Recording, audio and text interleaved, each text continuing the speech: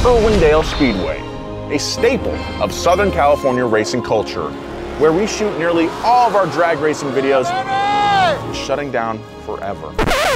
What's going on with racetracks across America? And what's going to become of car culture when all of our racetracks have been bought up and destroyed? We're going to Irwindale's last ever test and tune to get to the bottom of this. Just because the track closes doesn't mean that I'm going to stop enjoying it. And take one last trip down the strip while we can. Welcome to Donut. The automotive culture in California is unlike anywhere else. From the moment the first horseless carriage hit the streets of Los Angeles in 1897, this state developed an intense love affair with the automobile and everything it signified. Freedom, innovation, and going really fast. Yes. The thing that really set California apart was its isolation from the rest of the country. When organized motorsport got started in America in the early 1900s, three distinct regions started to emerge. You had the hoity-toity fancy lad sports car scene in the east, the moonshine-born stock car scene in the south, and the hardy, open-wheel racing scene in the Midwest. Plenty of those early sanctioning bodies tried hosting events in the Golden State. But by that point, Californians already had their own unique way of relating to their cars. California was all about straight-line speed. How can you make your car go faster than the other guys on a specific strip of road or on dry lake beds in the Mojave Desert? And if you weren't racing in the big leagues, that was okay, because you could probably still find another hot rod head to challenge to a race out on a back road somewhere. In the late 1940s and early 50s, the National Hot Rod Association emerged to sanction legitimate drag racing, while road courses like Riverside sprang up to cater to the sports car crowd. The greater Los Angeles area has been home to many drag strips over the years. You had Lyons, Orange County International, Riverside had a drag strip, Brotherhood Raceway, there's San Fernando, LACR up in Palmdale, and Fontana. But even then, maintaining an active racing scene was tough. By the end of World War II, many of California's local oval tracks had long since shuttered, and even seemingly invincible tracks like Riverside, which hosted everything from NASCAR to Formula One, couldn't survive. Why? Well, California has pretty much always been the place you go when you want to start a fresh new life. And when you have more and more people moving in, you kind of have to have somewhere to put them, and somewhere for them to work, or to shop. More people started moving closer to these racetracks, and those folks didn't really like the noise. And if the noise wasn't bad enough, well, those tracks were also taking up land that could be developed into a prosperous subdivision or strip mall loaded with businesses. For track owners, it made more financial sense to sell their land for a hefty sum than it did to try operating a successful business catering to the motorsport world. Despite all that though, we still got Irwindale Speedway. Irwindale opened up in 1999 as a disused landfill in a sleepy mining region less than 30 miles outside of Hollywood. And right from the start, it seemed very promising. The multi-million-dollar Speedway opened on March 27th under direction of track owner, developer, and promoter Jim Williams, along with a handful of partners, including 1985 Indy 500 winner Dani Sullivan. This group of great racing minds got together to create an incredible state-of-the-art facility with 6,500 permanent seats and some of the best amenities available at a local circuit. Seriously, Irwindale is nice. Irwindale consisted of a third-mile oval, a half-mile oval, shout out iRacing, and an eighth-mile drag strip with an infield road course added later in the track's history, and permanent suites for the high-profile guests. Iconic drivers like Tony Stewart hit the racing surface, and contemporary NASCAR drivers like Cole Custer and Haley Deegan both counted Irwindale as one of their home tracks, a venue that helped them hone their skills and launch them into the national disciplines. In 2003, though, Irwindale introduced an event that radically changed the course of the track's history. It hosted the first ever overseas D1 Grand Prix event.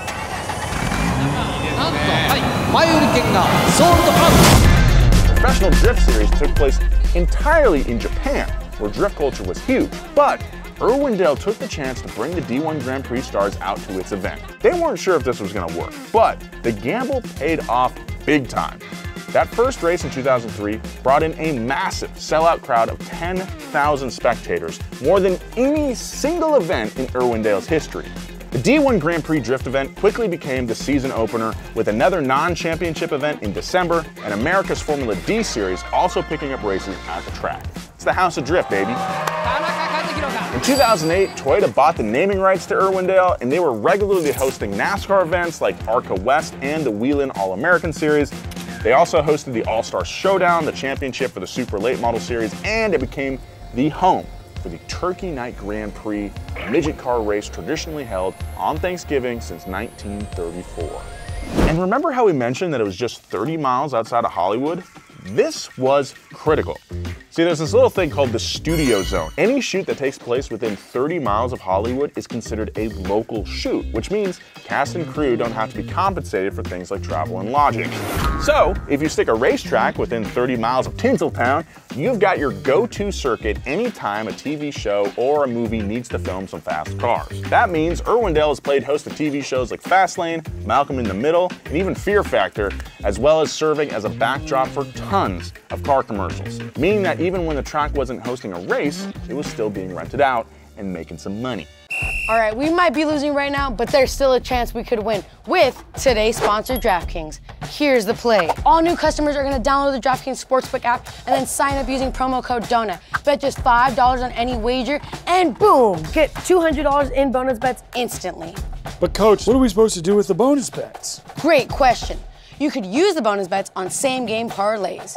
Mix and match bets from the same game for a chance at even bigger wins. But coach, sports betting isn't allowed in my state. Don't worry, you can still get in on all the NFL playoff action by downloading DraftKings Daily Fantasy. Okay, let's review. Download the DraftKings Sportsbook app. Use code DONA, bet just $5 on any wager, and get $200 in bonus bets instantly. Remember, use code DONA at signup, only at DraftKings Sportsbook. Let's win this break! Great. Yeah, let's punch in. Let's just actually punch in and read through it one more time just so we know. You said just go crazy. Yeah, that's great. The first sign that something was going a little wrong at Irwindale came in early 2012, when the owners of the Speedway filed for Chapter 7 bankruptcy and canceled its racing season.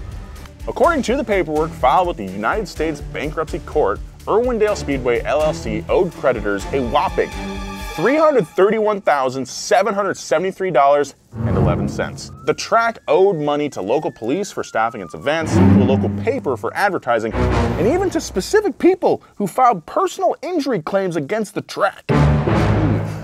It was a serious blow, but it wasn't really a surprise. Even though series like USAC and Formula Drift and even NASCAR were turning up at Irwindale, the fans and drivers weren't. Attendance dropped and car counts dwindled, and in late 2011, Toyota dropped its title sponsorship of the track. Suddenly, the track was left with debts it couldn't pay. Still, the company that actually owned the property, New Way Industries, wanted the racing to stick around. The following year, in 2013, Irwindale reopened under the name Irwindale Event Center after being bought out by a company called Team 211 Entertainment. Very cool name. It also had new management and a refreshed vision for what the track should be. Things were looking up.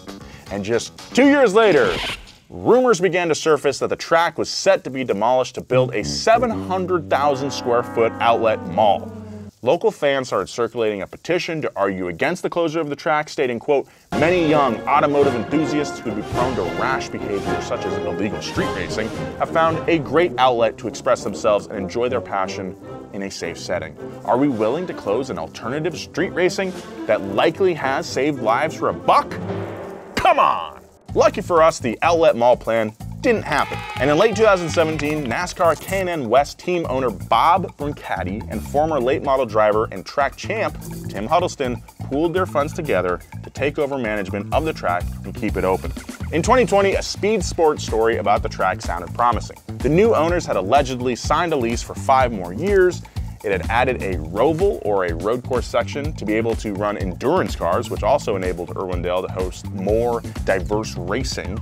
Even though the sheer number of events in a year had been pared back, the track was still drawing crowds for everything from stock car racing to demolition derbies to FD events. Dude, House of Drift, it was awesome. I think I went like 3 or 4 times. We filmed a video with frenemies. We were following Odie Bachis, Matt Field around for an event. That was super fun. We brought the Losies out to Nizfest one year.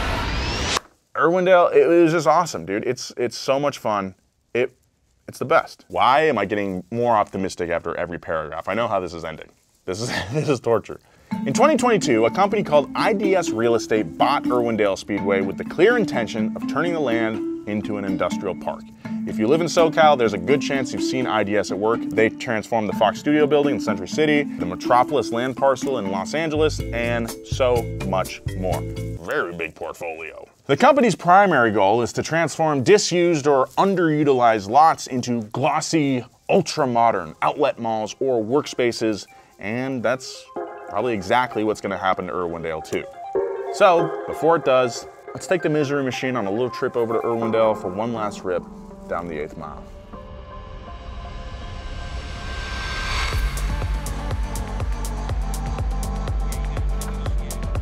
It's very packed here. I was gonna ask in some regulars, you know, if it's usually like this, and since it's the last Thursday Night Thunder, everybody's coming out. It's interesting vibe right now. People are kind of antsy. I'm gonna go show them my tech card and get the wristband. We'll go wait in the lanes. We're in for a long wait. More time to talk to folks here. Man on the street at Irwindale. Every single time he starts it up, everybody looks and it just shakes the ground, so we gotta talk to him. Listen to this thing, listen. Oh my God, that'll put some hair on your chest. How long have you been coming to Irwindale? Shoot, since like 2004, so 20 years. You know, there's no other tracks close. Bakersfield is the only other thing we got around here, so it's definitely gonna be missed. My name is Charles. I come from Victorville, California. This is a 29 Roadster pickup, Ford.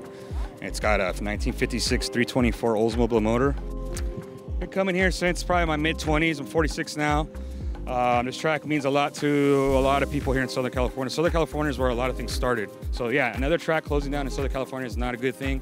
We have Formoso, we have Verona, and Pomona. I wish they would open up, but try to keep it alive. We like to come out. Moon Eyes is coming up this weekend, so we try to support the classic cars, but we do appreciate all the modern cars. It's the same love and passion, and just closing the track down is not going to stop that. This is a lifestyle, it's not a trend. We are all from like the area, and we've been coming here for quite a while, more than a decade, I would say. Where do we go now? Yeah. So where do you think you're gonna go now? Gonna have to find a spot somewhere, man. Not sure where. I mean, some guy said either 150 miles that way or 200 miles this way, so we'll leave it at that. I'm just gonna enjoy chilling, you know, hanging out. So This is the first track I ever raced at, so it's kind of a bummer to see it go down, you know? So now what? I don't know. Bakersfield, we go to Tucson, but that's once a year. But otherwise, I guess car shows and try to keep it off the streets, you know? It seems like what is probably gonna happen now. Oh yeah, I don't doubt it. I don't doubt it at all. It's probably gonna get a lot worse, you know, just because nobody has anywhere to go anymore.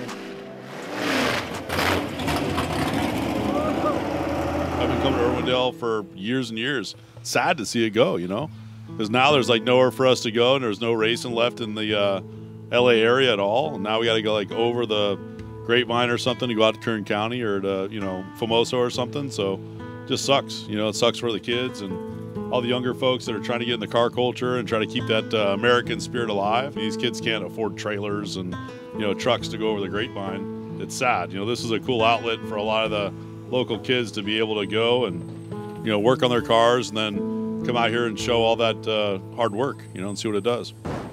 It is really sad. There's people, you know, roughneck kids bringing their BMWs and old heads with their gassers and everything, and like you can't replicate this many different people coming together over one similar thing. Actually, you can with multiple different things, but it's sad that the car enthusiasts are losing that. All things have to come to an end. It's just unfortunate now there's a lot of people that will likely not have the luxury of coming here, and I'm just hoping they don't wind up out on the street racing. And this is probably what's going to end up happening ultimately. You can't fault somebody for having the the adrenaline and the desire to go out and enjoy these cars and so forth. And this was a nice opportunity for people to do that in a safe and controlled manner. So, you know what?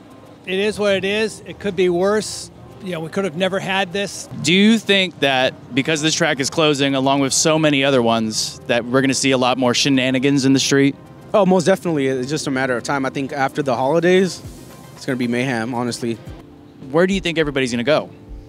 That's the problem. I think, unfortunately, if there's not an outlet, if there's not somewhere safe to go, if there's not a place like a actual track where kids can go and they can have somebody certify that the car is safe and they can have a safe platform to run their cars, they're going to turn to the streets. And then there's really no control over what the safety things are on those cars, and then it's just leaving everything to chance. Why do you think that so many of these tracks are closing? It's a combination of things from what I've heard. One, the cost of insurance is going through the roof. Unfortunately, we live in a very litigious environment where everybody wants to sue everybody for everything, so that drives the cost up. Secondly, people want the property to develop and make businesses in so they can get what they perceive to be better revenue. You can't blame somebody for trying to make a dollar. We're the ones that are having to see an opportunity go away, but I don't fault them for that. I mean, if I was investing in their investment pool, I may want this too. I feel like we're kind of watching car culture potentially dying. I don't think it's going to die. I mean, I'm never going to stop loving cars. I'm always going to drive them, always going to work on them. It's what I do, it's who I am, And just because the track closes doesn't mean that I'm going to stop enjoying it. All right, I was spending too much time interviewing people. I got lost track of Nolan. Nolan! It's kind of like a feeling of a memorial. Everyone's here to pay their respects. So I'm sure the spirit of Irwindale is smiling right now, seeing everybody ready to send it one more time. So thank you, Irwindale. It's been a lot of fun. All right, here we go. One last pass.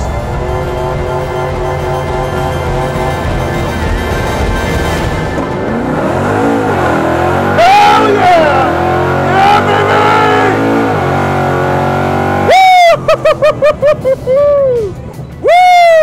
What was that? We got a 7-1, mate. Yeah, baby! Oh, man. Oh, that was fast. That felt good, baby.